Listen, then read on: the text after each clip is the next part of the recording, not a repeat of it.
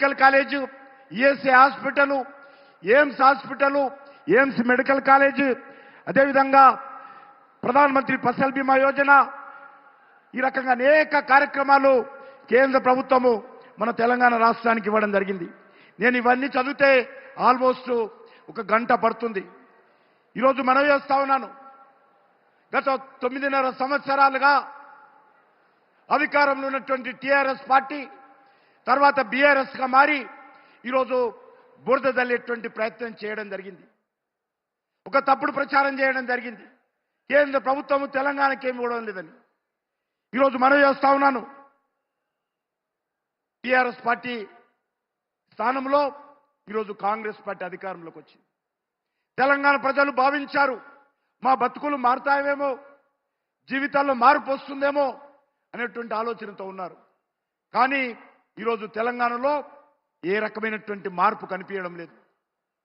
ఏ రకంగానైతే కేసీఆర్ కుటుంబము తెలంగాణ రాష్ట్రాన్ని తన ఇష్టారాజ్యంగా పరిపాలించి తెలంగాణను దోపిడీ చేయడం జరిగిందో, తెలంగాణ సంపదను దోచుకున్నారో, అది ల్యాండ్ మాఫియా కావచ్చు, లిక్కర్ మాఫియా కావచ్చు, శాండ్ మాఫియా కావచ్చు, కాంట్రాక్ట్ మాఫియా కావచ్చు, బీఆర్ఎస్ ప్రభుత్వం పూర్తిగా తెలంగాణను దోచుకున్నారు. మరి కాంగ్రెస్ పార్టీ వచ్చిన తర్వాత ఏదైనా మార్పు ఉందంటే అవేమి కనిపించడం లేదు.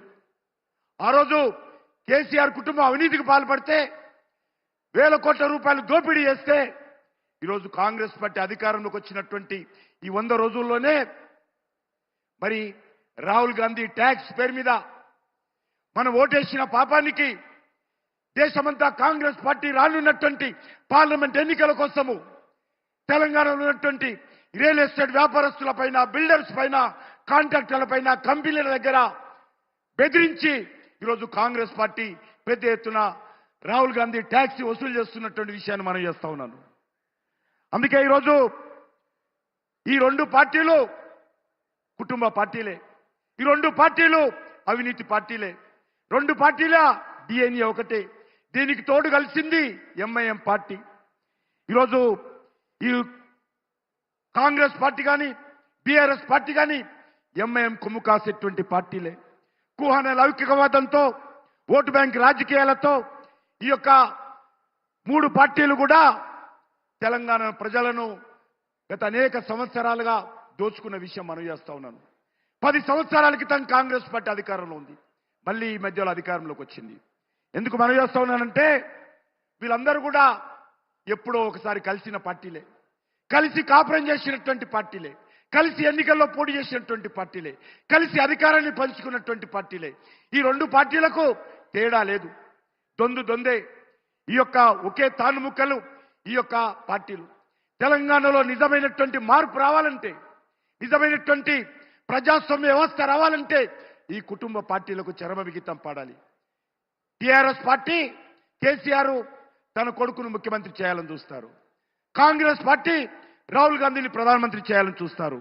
కానీ ఒక్క భారతీయ జనతా పార్టీ మాత్రమే ప్రజల కోసం పనిచేసేటువంటి పార్టీ, దేశం కోసం పనిచేసేటువంటి పార్టీ, దేశ అభివృద్ధి కోసం పనిచేసేటువంటి పార్టీ. కాబట్టి మీ అందరూ కోరుతా ఉన్నాను, ఈరోజు దేశంలో నరేంద్ర మోడీ గారి నాయకత్వంలో 3వసారి హ్యాట్రిక్ ప్రధానమంత్రిగా ఈరోజు దేశ ప్రజల ముందు రాబోతా ఉన్నారు.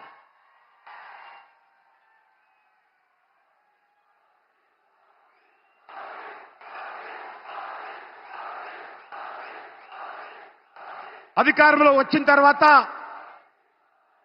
నరేంద్ర మోడీ గారు మాట తప్పలేదు, మడమ తిప్పలేదు. ఇచ్చినటువంటి హామీలు తూచా తప్పకుండా అమలు చేసేటువంటి అద్భుతమైనటువంటి నాయకత్వం కలిగినటువంటి వ్యక్తి నరేంద్ర మోడీ గారు.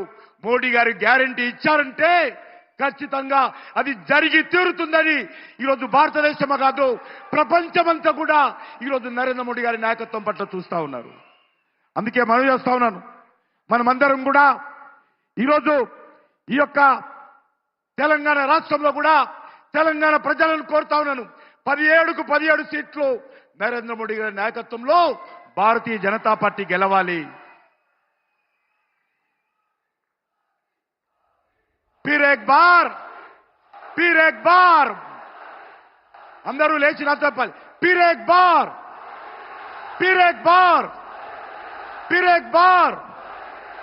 अब की बार 400 पार, अब की बार